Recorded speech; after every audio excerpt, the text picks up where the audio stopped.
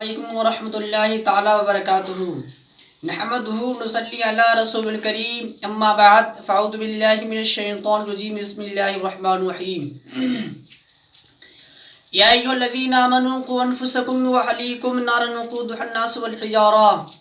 صدق اللہ العظیم صدق رسولہ النبی المتین المعین الکریم ونحن علی ذلک من الشاہدین والشاکرین والحمد للہ رب العالمین۔ محترم حضرات، جیسا کہ آپ کو معلوم ہے کہ میں نے یہ آیت کریمہ پیش کی ہے آپ کے سامنے، اس کا ترجمہ ما سننے سے پہلے ہم اور سب مل کر اس آقا کی بارگاہ میں جھوم جھوم کر درود نذرانہ پیش کریں۔ اللہم صلی علی سیدنا مولانا محمد وسلم، صلاۃ و سلام علیک یا رسول اللہ صلی اللہ تعالی علیہ وسلم۔ آگاہ اپنی موت سے کوئی بشر نہیں، آگاہ اپنی موت سے کوئی بشر نہیں، سامان 100 برس کا ہے پل کی خبر نہیں، سامان 100 برس کا ہے پل کی خبر نہیں، جاگنا ہے جاگ لے افلا کے سائے تلے، جاگنا ہے جاگ لے افلا کے سائے تلے، حشر تک سونا پڑے گا خاک کے سائے تلے۔ محترم حضرات، میں نے جس آیت کریمہ تلاوت کرنے کا شرف حاصل کیا، اللہ رب العزت قرآن شریف میں ارشاد فرماتا ہے، یا ایھا الذین آمنوا قوا انفسکم واہلیکم نارا وقودها الناس والحجارہ، اے ایمان والو اپنے آپ کو اپنے گھر والوں کو اس آگ سے بچاؤ جس کا ایندھن آدمی اور پتھر ہیں۔ اس کا مطلب، اس کا مقصد یہاں پہ کیا نکل رہا ہے؟ یہاں کس کی یہ آیت کریمہ مطلب پیش کرنے کا میرا کیا مقصد ہے آپ کو میں بتاتا ہوں۔ اللہ رب العزت کیا فرماتا ہے، یا ایھا الذین آمنوا قوا انفسکم واہلیکم نارا وقودها الناس والحجارہ، اے ایمان والو اپنے آپ کو اپنے گھر والوں کو اس آگ سے بچاؤ جس کا ایندھن آدمی اور پتھر ہیں۔ اللہ یہ اس کا مقصد یہ نہیں ہوا، اس کا مقصد یہ ہوا ہے کہ آپ جھوٹ بولتے ہیں، غیبت کرتے ہیں، چغلی کرتے ہیں۔ اس سے مطلب یہ ہوا ہے اگر کسی کی غیبت کریں گے، اگر آپ نے کسی کی غیبت کی ہے تو آپ اس سے معافی مانگیں گے، اور جس کے سامنے آپ نے غیبت کی ہے آپ اس سے معافی مانگیں گے۔ آپ نے جس سے اگر اس نے آپ کو معاف کر دیا ہے، اگر اس نے آپ کو معاف کر دیا ہے، آپ نے جس کے سامنے غیبت کی تھی آپ بھی اس سے معافی مانگیں گے۔ اگر اس نے بھی معاف کر دیا ہے، اگر اس نے معاف نہیں کیا ہے، اگر اس نے معاف نہیں کیا ہے تو زندگی بھر آپ اس کے طلبگار ہوں گے، آپ اس سے زندگی بھر معافی کی طلبگار ہوں گے، اس سے روزانہ معافی مانگیں گے۔ ہو سکتا آج نہیں کل تو آپ کو معاف کر دے اللہ، روزانہ اب اس کے پاس جانا پڑے گا، آپ کو روزانہ اسے معافی مانگنا پڑے گی اللہ۔ پہلے جس کی غیبت کی ہے اس کے پاس جائیں گے، روزانہ جانے کے بعد اس سے معافی مانگیں گے، اس کے بعد جس کے سامنے غیبت کی ہے اس سے معافی مانگیں گے، اس کے بعد اگر دونوں نے معاف کر دیا ہے پھر اللہ رب العزت کی بارگاہ میں جانا پڑے گا۔ اللہ رب العزت کی بارگاہ میں جانے کے بعد پھر اللہ رب العزت کے پاس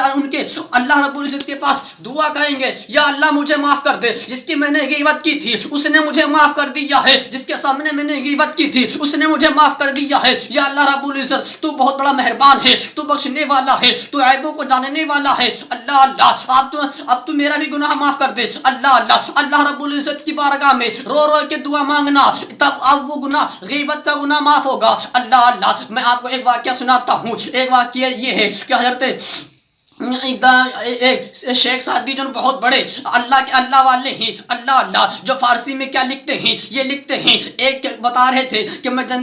ندی کنارے جا رہا تھا، اچانک میں ایک چھوٹے سے بچے پر نظر پڑتی ہے، میں وہاں جاتا اس بچے کے پاس جاتا ہوں، میں کیا دیکھتا ہوں کہ بچہ وہ رو رہا ہے اللہ وہ بچہ رو رہا ہے۔ حضرت شیخ سعدی فرماتے ہیں میں نے اس بچے سے رونے کا مقصد پوچھا، میں نے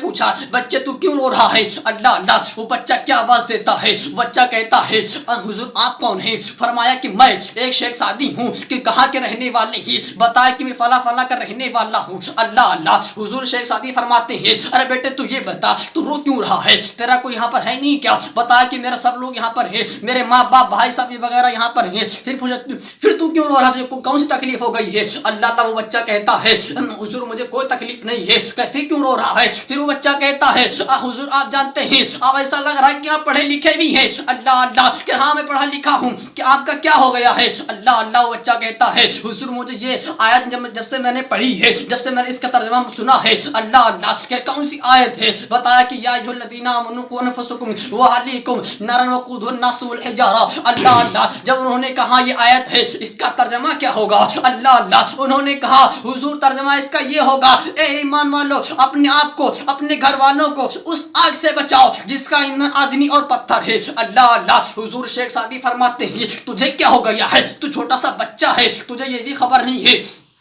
تجھے یہ بھی خبر نہیں ہے کہ ابھی یہ گناہ کسے کہتے ہیں گناہ کہاں ہوتا ہے کہاں نہیں ہوتا ہے اللہ اللہ وہ بچہ کتنی پیارے اپنے زبان سے دھلاتا کہتا ہے حضور آپ کو تو خبر ہوگی جب میری ماں اور بہنیں جب آگ جلاتی ہیں ہاں جلاتی ہیں اس کے بعد کیا کرتی ہیں حضور شیخ سعدی فرماتے ہیں اس کے بعد کیا کرتی ہیں وہ بچہ بولتا ہے حضور آپ کو معلوم ہے جب میری ماں اور بہنیں آگ جلاتی ہیں آگ جلانے کے لیے کیا کرتی ہیں پہلے چھوٹی لکڑیوں کو آگ میں رکھتی ہیں رکھنے کے بعد پھر کیا کرتی ہیں کہتی تب آگ جلاتی ہیں اس کے بعد بڑی لکڑیاں رکھتی ہیں اس کا مقصد آپ سمجھ گئے حضور نے فرمایا ہاں میں سمجھ گیا اس کا مقصد پھر کیا ہوگا کہ اسی لیے جب میں جہنم میں پہلے چھوٹے لوگ جائیں گے اسی لیے میں اسی غرض سے رو رہا تھا اللہ اللہ حضور شیخ سعدی فرماتے ہیں تو نے بھی کسی کی غیبت بھی نہیں کی ہے تو نے کسی کی چغلی بھی نہیں کی ہے تو نے زنا بھی نہیں کیا ہے اللہ اللہ تو نے کوئی گناہ نہیں کیا ہے نہ تو نے صغیرہ کیا ہے نہ تو نے کبیرہ کیا ہے اس کا مقصد کیا ہو گیا ہے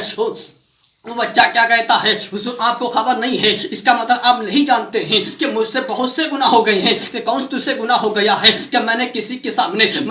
سامنے فخر سے کہا ہے کہ میرا والد یہ ہے میرے باپ کے پاس یہ ہے میرے باپ کے پاس یہ ہے لیکن کسی کے میرے پڑوس میں بچہ چھوٹا سا کھڑا ہوا تھا وہ اس کا والد غریب تھا میں انہیں اس کے سامنے اچھی چیزیں کھا رہا تھا وہ رونے لگا ہے رونے کے بعد میں نے اس سے پوچھا تو کیوں رو رہا ہے وہ کہنے لگا کہ میرے پاس پیسے نہیں ہے میرے باپ بہت غریب ہیں میں کیسے چیز خرید کے کھا سکتا ہوں اللہ اللہ وہ بچہ کیا کہتا ہے شیخ سعدی کہتا ہے اس کے بعد کیا ہوتا ہے کیا کہتا ہے میں نے اس سے یہ کہا یہ تم کھا لو کہ میں یہ نہیں کھا سکتا کہ کیوں نہیں کھا سکتے اسی لیے کہ میں اگر آپ سے کھاؤں گا تو میرا ابو مجھے مار سکتے ہیں اسی لیے میں رو رہا ہوں کہ میرے والد غریب میرے والد پیسے والے ہیں وہ لڑکا غریب ہے وہ میں نے اس کا دل دکھا دیا ہے اسی لیے اگر تمہارے پاس جائیداد ہے اگر تمہارے پاس پیسہ ہے تو آپ کو کنٹرول کرنا پڑے گا لوگوں کے سامنے نہیں کھانا پڑے گا ارے کھاؤ لیکن غریبوں کو دیکھو